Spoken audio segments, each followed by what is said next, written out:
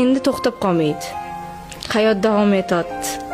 Hammasi chiroyli davom etadi. Alloh bizdan kimnidir oldimi? Bu xayrliga, bekorga emas. Nimadandir bizani asragan bo'ladi.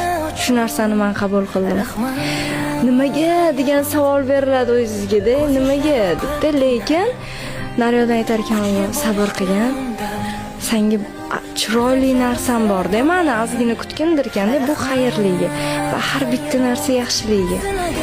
Allohning ssenariysidan kuchli ssenariy yo'q. Hayotda biza yozgan ssenariyni o'zgartirib bo'ladi. Alloh yozgan ssenariyni o'zgartira olmaysiz. Taqdiringiz kimga bo'lsa o'zgartira olmaysiz. U inson hayotingizda ma'lum rolni o'ynab chiqib ketish kerak bo'lsa chiqib ketadi. Allohning ssenarisida qolish kerak bo'lsa qolinadi. Nima bo'lsa xayrliga. Biz o'zimiz o'zgartira olmaymiz u yoq bu yog'ini o'chirib. Shukr qilamiz bo'ldi. Shunaqa.